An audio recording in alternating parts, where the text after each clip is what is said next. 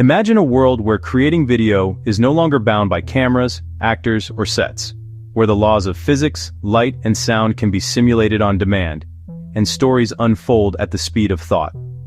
That's the promise OpenAI is trying to deliver with Sora 2, its latest generative model for video and audio.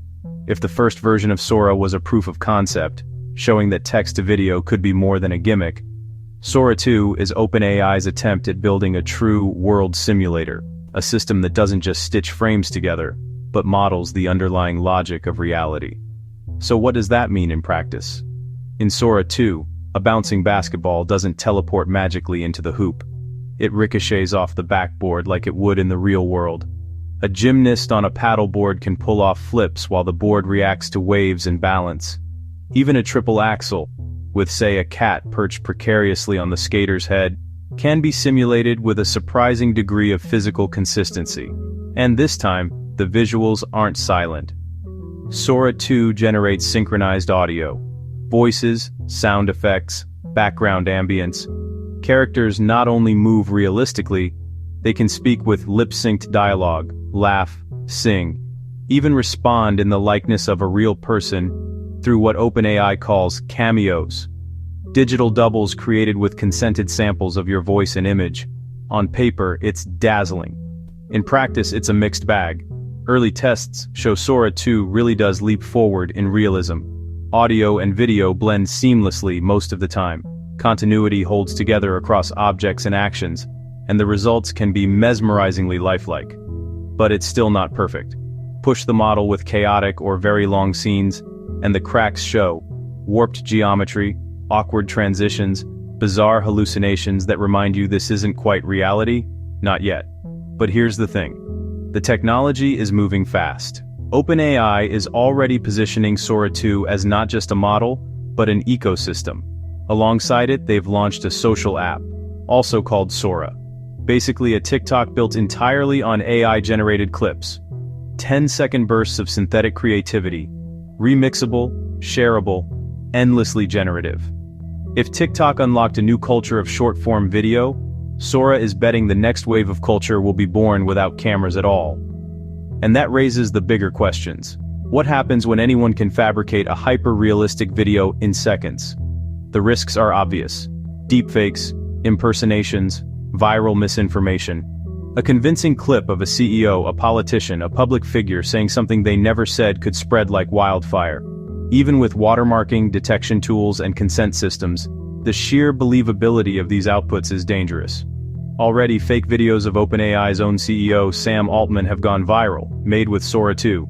OpenAI's answer is layered safeguards, consent-based cameos, metadata embedded in files, moderation systems to block explicit or extremist content, and a controversial copyright model. Instead of asking permission, OpenAI assumes inclusion of copyrighted works unless rights holders opt out. That means your art, your film, your voice could end up in the training data unless you explicitly object. Some see this as pragmatic. Others, as theft dressed up as progress. Beyond risk, there's the question of control. Who owns the rights to generated content? If my likeness appears in your AI short film, do I have veto power? If you generate a scene in the style of a famous director, is that homage or infringement? Legal frameworks are nowhere near ready for this, and OpenAI knows it. Which is why Sora 2 is rolling out slowly, invite-only, free for now, but with clear hints of a monetized, pro-tier future.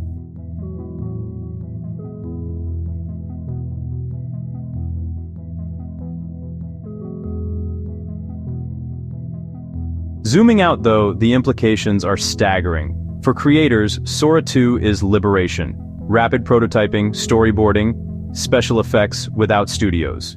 For marketers, it's a dream tool. Cinematic ads at a fraction of the cost. For educators, it's simulation on demand. And for social platforms, it's both opportunity and nightmare. A flood of synthetic media that blurs the line between imagination and manipulation. Competitively, OpenAI is not alone. Open source rivals like OpenSora 2.0 are proving you can train competitive video generators for a couple $100,000, not billions. That democratizes the field, but also accelerates the risks. The barrier to entry is falling, And soon, synthetic video won't just be in the hands of tech giants. It'll be everywhere. So where does this leave us? In the near term, expect Sora 2 to expand. More countries, web access, an API, and a pro tier for higher fidelity. In the medium term, longer clips, cinematic quality, real editing controls. In the long term, imagine real-time generation, VR integration, AI as co-director. We're moving toward an era where reality itself becomes a medium, editable, and programmable. But here's the tension at the heart of Sora 2. It's not just a tool for creation.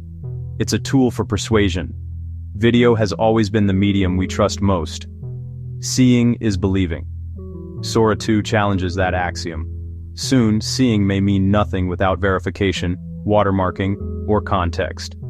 And as we cross that threshold, society will need not just better models, but better literacy. Teaching people not just how to create with AI, but how to doubt, to verify, to question. Sora 2 is breathtaking, unsettling, exhilarating, and risky all at once.